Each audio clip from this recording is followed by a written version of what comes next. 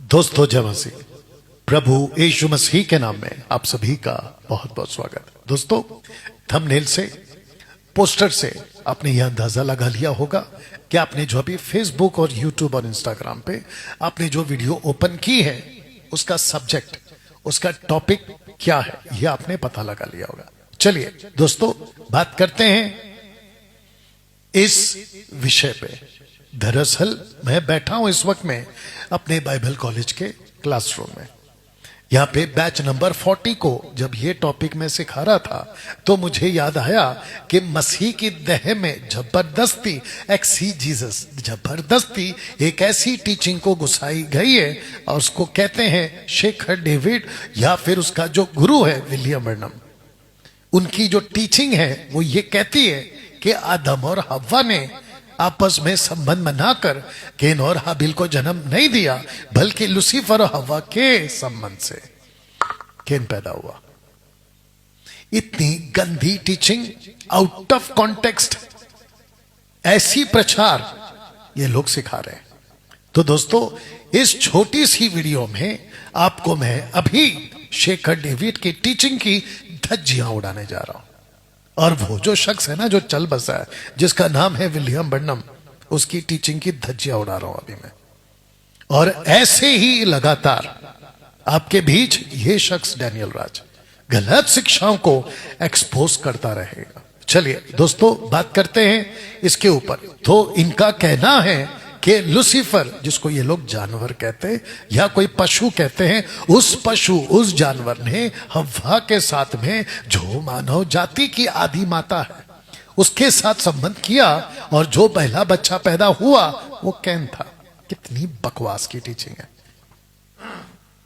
आज करते हैं दूध का दूध पानी का पानी।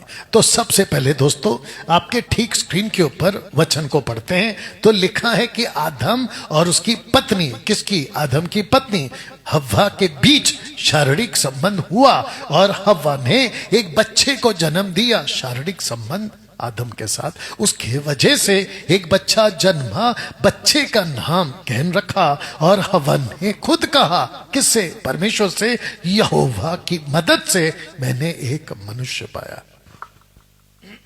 यहोवा की मदद है। तो शेखर डेविड, तुम और तुम्हारे जैसे लोग इसको फिर गलत साबित करके बताओ कि इस धरती का पहला बच्चा जो पैदा हुआ वो किसकी मदद से पैदा हुआ?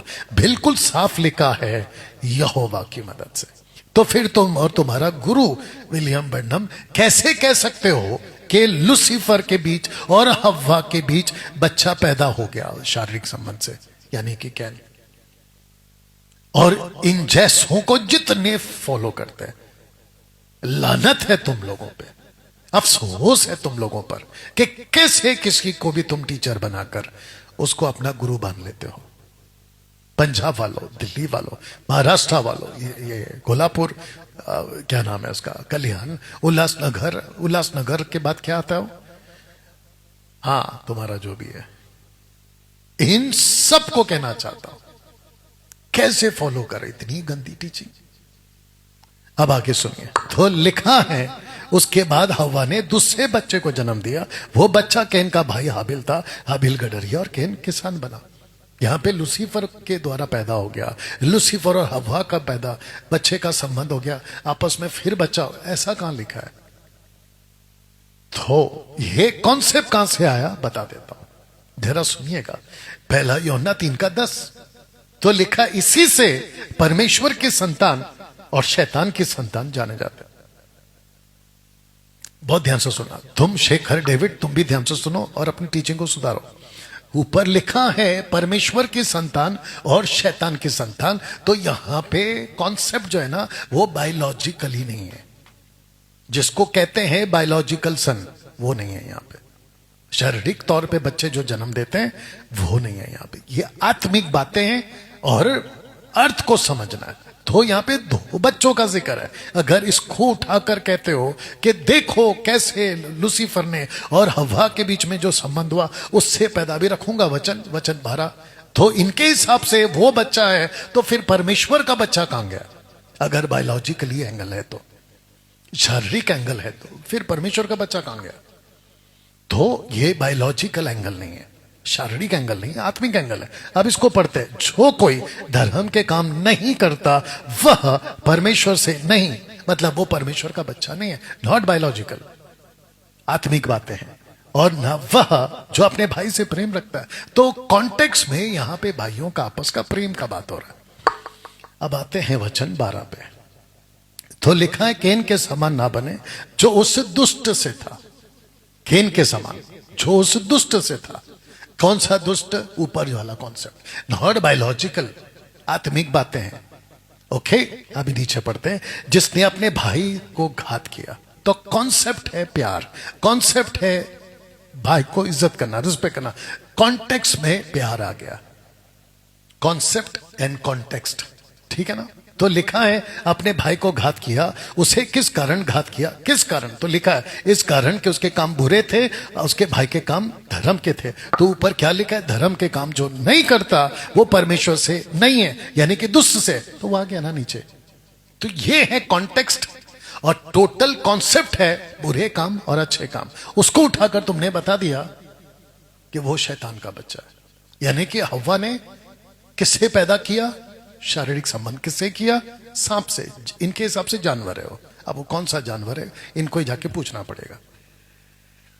तो शेखर डेविड और तुम जैसे लोग, वन गॉड वालों, तुम्हारा सबसे बड़ा प्रॉब्लम है पानी का बपतिस्मा, एक नाम वाला। फिर तुम्हारा दूसरा प्रॉब्लम है कि तुम ट्राइयून को नहीं मानते, यानी कि त्रिएक परमेश्वर को। बहुत ध्यान से सुनना, बाइबल के हिसाब से 3 परमेश्वर है। परमेश्वर पिता, परमेश्वर पुत्र, परमेश्वर पवित्र आत्मा। तीनों का व्यक्तित्व डिस्टिंक्ट अलग अलग है। तो 3 परमेश्वर। अब ये खुद 3 परमेश्वर खुद को एकाद कहते हैं। एकाद मतलब वननेस, एकता। जैसे पुरुष और स्त्री, पति पत्नी, आदम हव्वा, परमेश्वर ने कहा कि ये दोनों एक हैं, लेकिन उसको कहेंगे ह्यूमन बीइंग।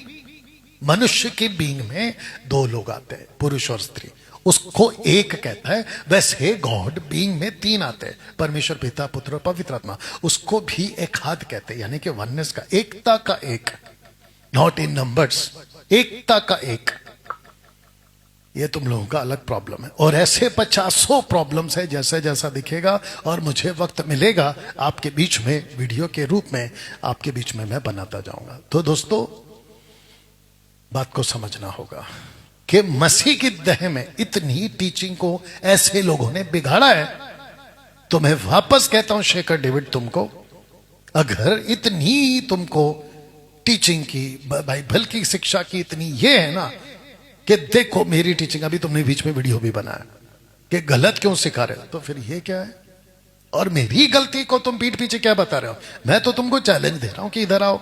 तुम भगोड़े बन के घूम रहे हो और नहीं आना चाह रहे। इसको कोई अकल दो, या तो ये यहां आ जाए या तो फिर ये जूम पर आ जाए। और ये मुझे कहता है कि बाहर आओ, बाहर आओ। तो बाहर का कॉन्सेप्ट नहीं समझा पाया अभी तक। बाहर कहां? रोड पे, ग्राउंड पे, स्टेडियम पे, कहां? तुम जा जाकर फिर बुलाओगे अंदर। वो या तो चर्च का हॉल होगा, या तो फिर वो कोई क्लासरूम होगा, या तो फिर कोई होटल का क्लासरूम होगा, आई मीन हॉल होगा, मैरिज हॉल। अंदर है ना, वो भी तो अंदर ही है ना, जैसे ये अंदर है। तो पब्लिक को उल्लू मत बनाओ और बहानेबाजी मुझे बोलते तुम खुद कर रहे हो। तो दोस्तों इस वीडियो को खूब शेयर करें और ये आदमी तक भी पहुंचाए और ऐसी शिक्षाओं से बचें। और अगर इस पे किसी को बहस करना है, अगर इस पे किसी को डिबेट करना है, मोस्ट वेलकम। चलिए मिलते हैं अगले वीडियो के साथ में। अपना ख्याल रखें, प्रभु आपको आशीष दे।